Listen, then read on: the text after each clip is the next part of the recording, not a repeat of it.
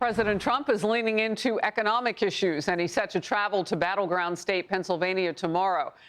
He will tell voters there in Pennsylvania and across the nation as well that his economic agenda is working and point to progress as we approach 1 year into his term. It is part of a national tour where he will likely highlight his administration's efforts on the economy, which include an announcement later today of $12 billion in aid for American farmers. You know that's been a tender spot where he's wanted to and needed to put some attention, and now it's happening. These are some of the immediate steps answering the call for more affordability across the country. He's also issued an executive order launching a task force to investigate food price fixing to lower costs. Senator John Kennedy says Congress needs to do its part as well.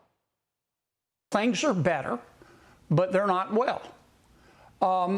The truth is there are limited things that the executive branch can do. Only Congress can solve this problem, and specifically the United States Senate.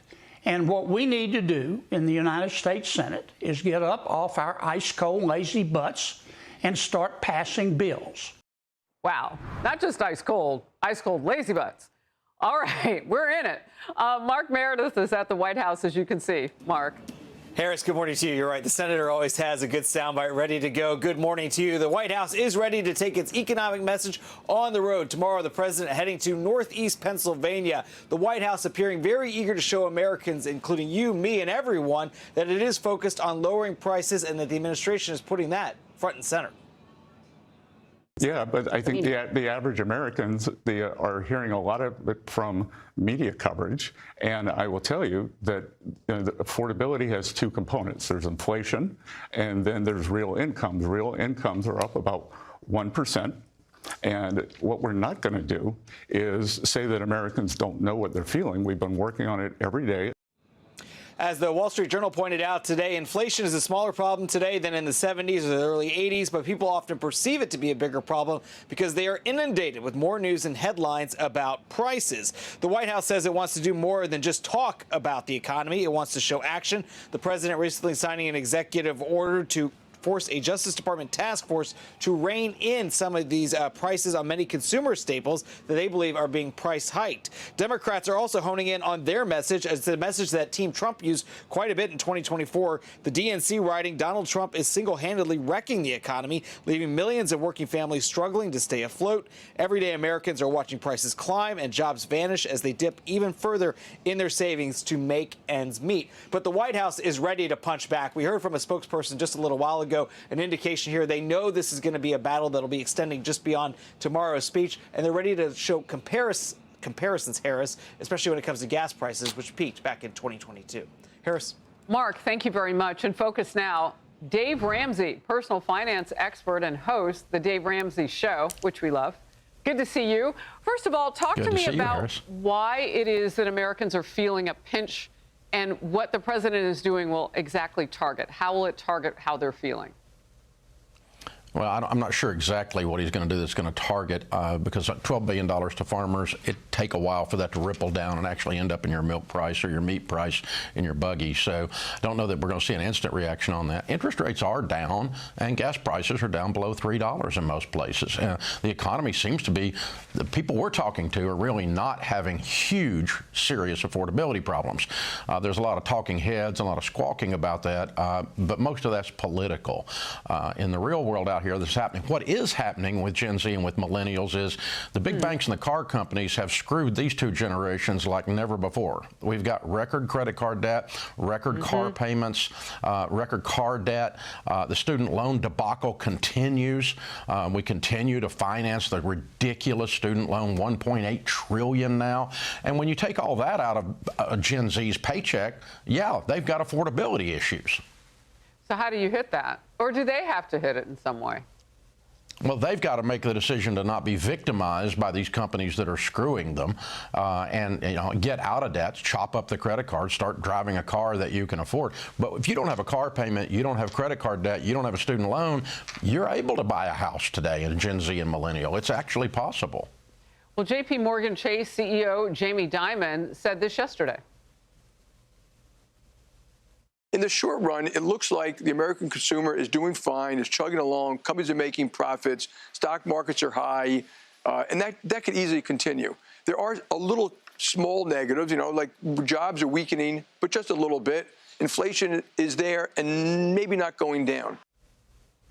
All right, first of all, hit me with that consumer spending and real GDP growth. We're taking a look right now. The current GDP for the second quarter shows strong growth of an annualized 3.8%. And much of that is being driven by consumer spending, which rose again in September for the fourth consecutive month, which, Dave, doesn't even include the pre-holiday spending that we're doing right now as a nation. Well, we're setting records right now for Christmas. I mean, Black Friday blew out. The numbers for retail are excellent. So, on the one hand, we've got the carrying on about affordability. On the other hand, we're spending like they're in Congress. And so, which is it? No, I think it's both. People are actually feeling this, but it's partly because of their personal habits, and it's partly because of that. Inflation is sitting about where it should be.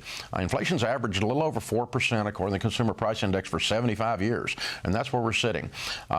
The inflation we got post-COVID from shutting the world's largest economy down to flatten the curve. Yeah, we flattened the curve. We drove inflation through the roof when everybody came back out of their homes. And so that bubble has kind of wrinkled out now. That wrinkle's kind of been ironed out. And we're in pretty good shape. I agree with Jamie. I think we're pretty much, there's nothing super exciting, but there's nothing super depressing right now. Look, when the president talks about what he inherited from the ex-president Joe Biden and this economy, you feel then, I'm taking from you, that we are resilient enough, along with his help and maybe Congress, to bounce back pretty well. Yeah, well, I mean, the world's largest and most boisterous economy is up 3.8%. And the GDP, when you look at what makes up our gross domestic product, as you said a minute ago, it's consumers. They're out there spending. So they're spending on something. And it's not that they barely have milk and barely have bread. That's not what's happening. Now, some people are in that case. I've been there. I've been broke. And if that's where they are, that is a real feeling. But that's not an overall macroeconomic fact. I want to take quickly a look. As of this morning, the national average price for a gallon of regular gas is now at $2.95, and 36 states now have average costs below $3 per gallon. Your quick thought on where we are with gas? Well, gas is pretty easy it drives a lot of the economy because the repair truck that comes to fix your heating and air, the guy that came to put up your Christmas lights, his truck, he's filling those up with gas. And he's building that gas price into the price he's charging you, the consumer. So that one trickles down really, really quickly into price changes when you get gas prices down. And obviously, the president's energy policies have gotten the supply of oil and gasoline back up with drill, baby, drill, and opening up these policies. And that is lowering the price. Gas is a commodity. It's based on supply and demand. We've got increased supply, so our prices are down. It's a fairly simple equation. You know, there was a huge state, California, that was not in the gold there, that's taking benefit from this. They got to attack their taxes. Dave Ramsey, come back. Loved having you in focus. Thank you. Thank you. Hey everyone, I'm Emily Campagno. Catch me and my co-hosts Harris Faulkner and Kaylee McEnany on Outnumbered every weekday at 12 p.m. Eastern, or set your DVR. Also, don't forget to subscribe to the Fox News YouTube page for daily highlights.